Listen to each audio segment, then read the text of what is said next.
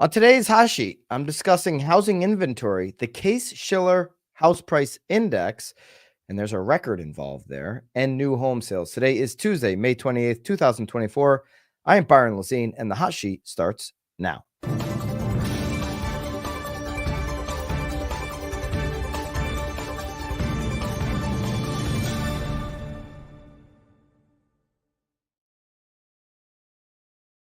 I hope everybody had a great Memorial Day weekend and is ready to get back into it here on this Tuesday, whatever getting back into it means for you. This will be a record breaking day as we have a record to announce. That'll be in the second segment when we talk Case-Shiller Index. But first, as we do to kick off every single week, let's take a look at inventory. Are we setting any records there? Certainly not this year, but we are growing and we're growing substantially. The inventory is growing despite where the mortgage rate has been. Mortgage rate lockdown or folks not putting their house on the market because of their current mortgage rate has kind of controlled inventory, has put a cap on inventory. But now we finally start to see it growing. How long will that continue? How much movement do we have on inventory? Are we going to get back to what we would consider a normal market? For the last week, we've seen inventory rise almost 17,000 active listings from 578,000 plus to 594,000 plus, 594,500 plus to be exact. In the same week last year, we peaked out at 433,000. So week over week, year over year for the same week, we're 160,000 plus more active listings on the market. That's 37% more than this time last year. Okay. If we look at 2020, at this time, we were at 719,000. Okay. That was when we were just starting to come out of the house. Remember, like we saw 2 weeks flatten the curve. We're 2 months into it at this point in 2020. And people started to kind of move about. And then we saw the inventory drop off and drop down to levels that we've quite frankly not seen in a long time and persisted for the next ensuing years. Okay. But we're at 594 over 719 in 2020.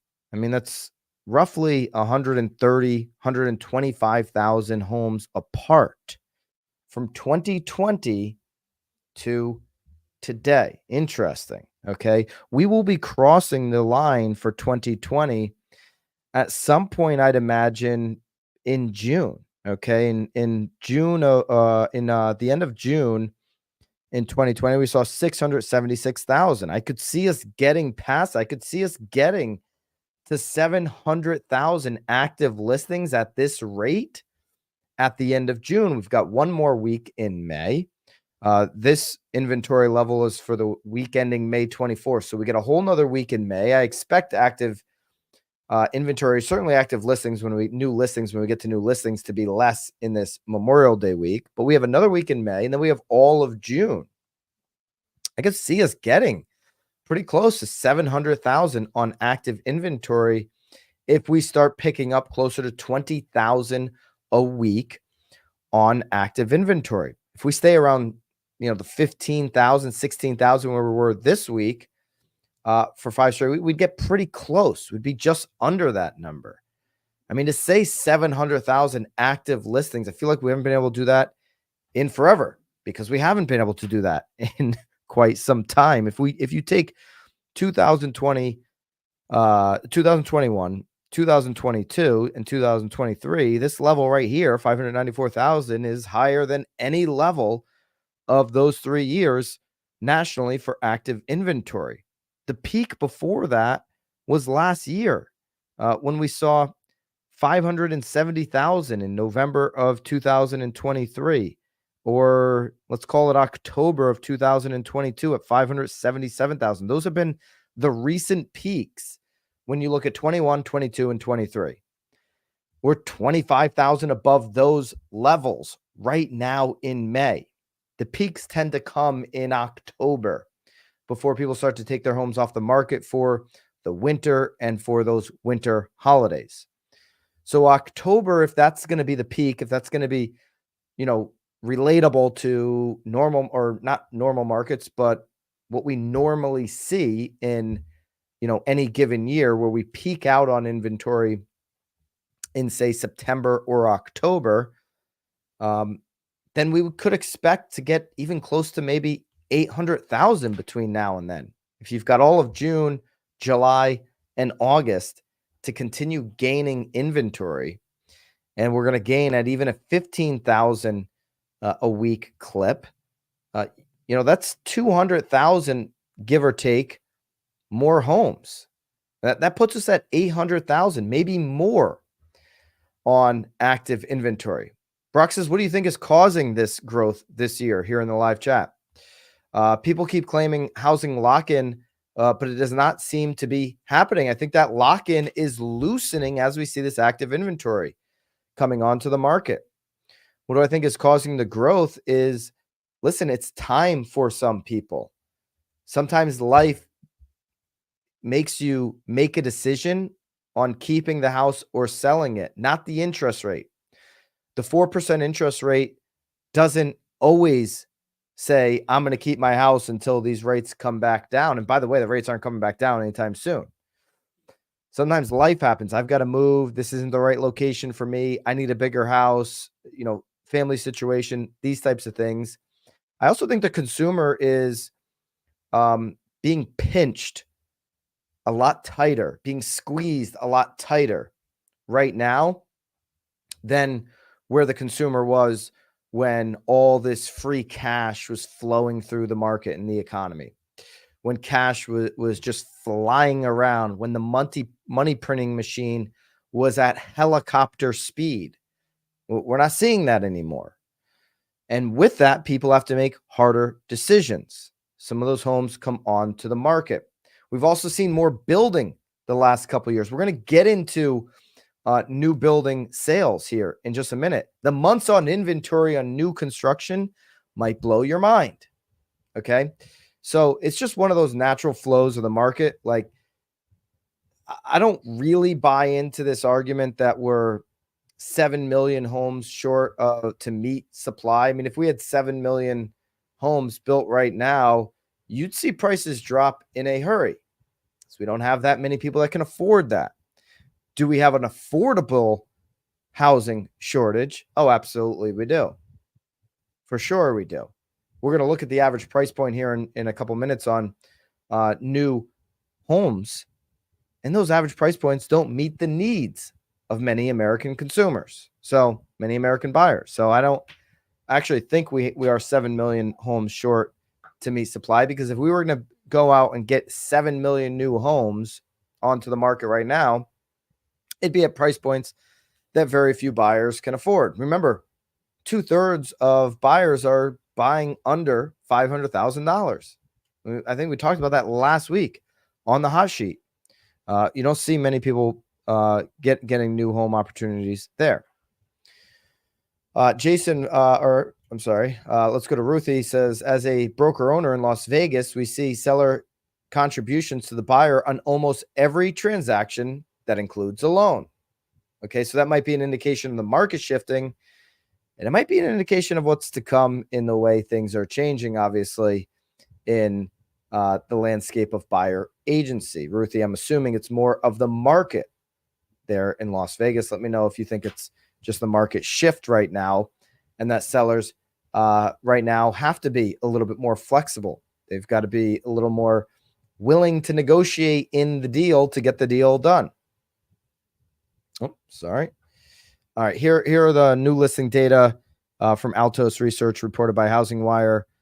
Altos being a Housing Wire entity, of course. Here's the new listing data for the last week. We saw 72,000 new listings. That's 10,000 shy of 2022. So you can see that when the interest rates really took off in 2022, there was more initial knee-jerk reaction to, I'm putting my house on the market. That initial knee-jerk reaction in 2022, when the rates started shooting up, were probably many sellers that believed home prices were going to crash. Certainly that didn't happen. Home prices continued to go up since that time frame, nearly now 2 years ago. So, but the knee-jerk reaction was home prices are going to go down. Many people had that belief. Home prices are going to go down as interest rates went up. And you saw more new listings in 2022 than you do today, but we're 10,000 above last year. We've stayed above last year's level on every single week this year. And even with that 1 week was in April.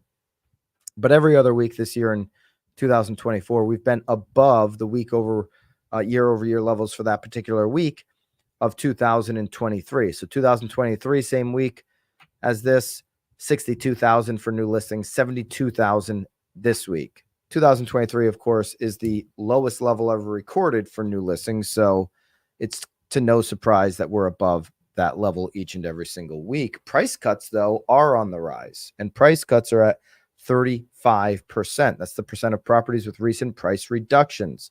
About a third of homes on any particular year on a normal market will experience a price reduction before they actually sell.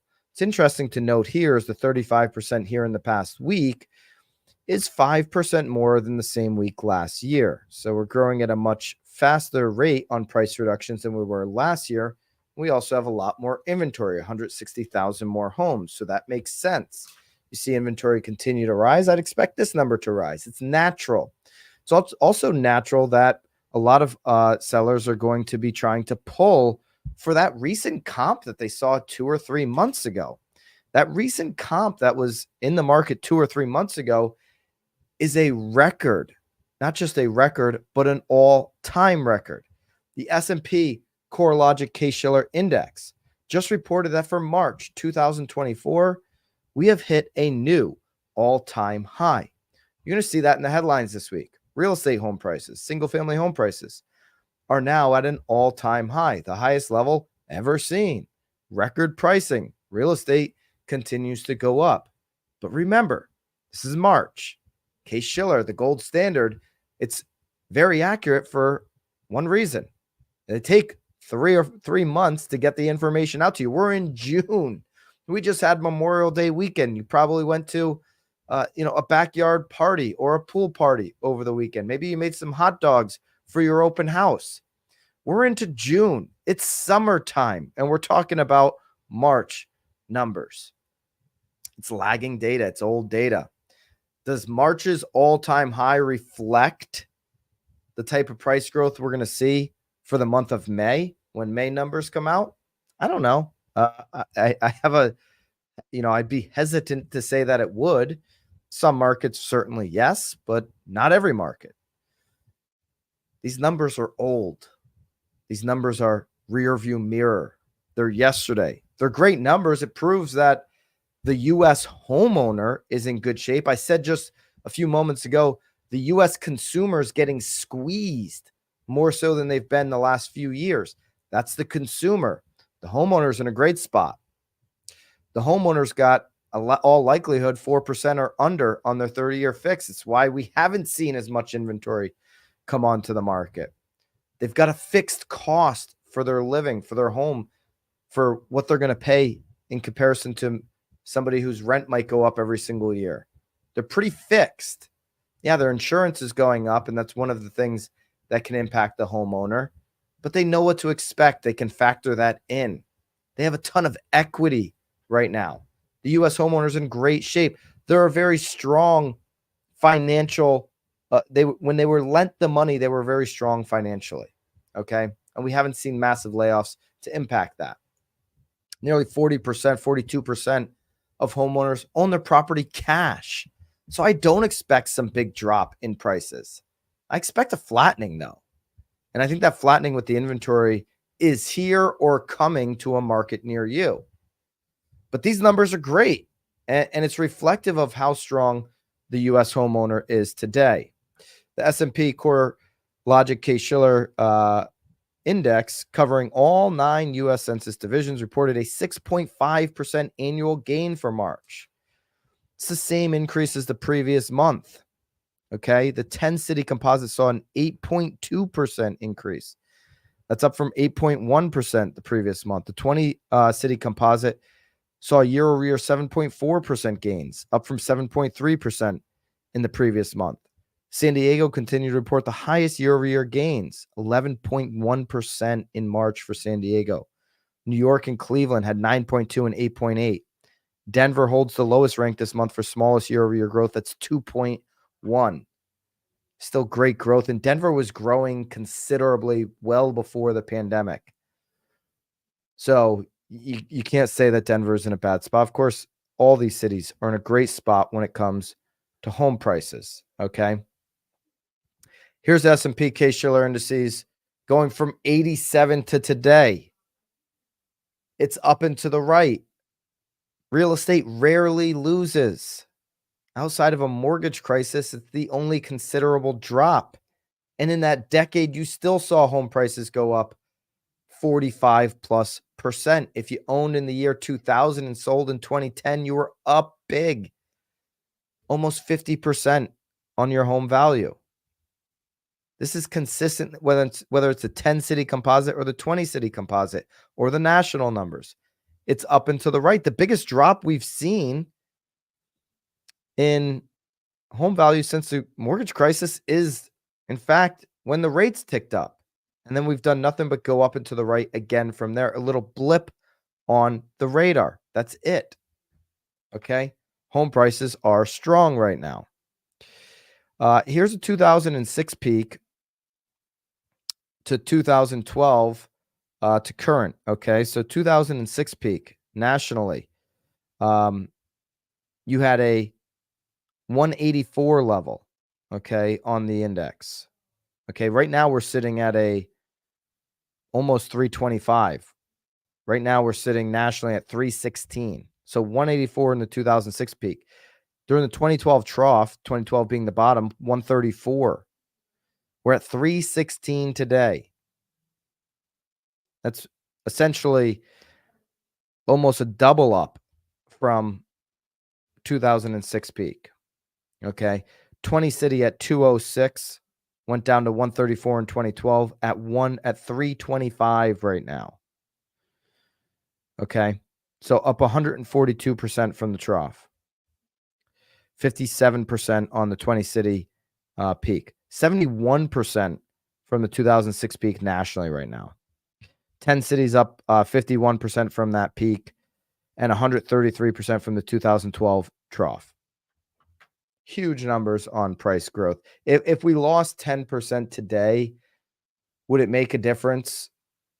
Would you get it back in the 3-4 years? Absolutely. So even if we saw a flattening or near 10% like Austin's experienced, the future is very bright for homeowners. It's very bright for future homeowners. As you look at the chart from 1987 to today, it goes up and to the right consistently. That's what it does. Here are some local levels, local numbers.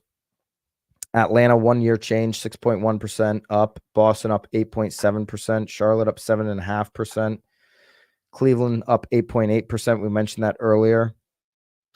Los Angeles is up 8.8%. Vegas, I mean, Ruthie says, hey, experiencing some more seller contributions. Year over year up 7.7%. It's incredible numbers. Chicago's up 8.7%. Tampa's up 3.8%. That's a cooling down. That's a flattening. Only location here on the 20 city index that shows a drop in January to February change would be Tampa at negative 0.3%.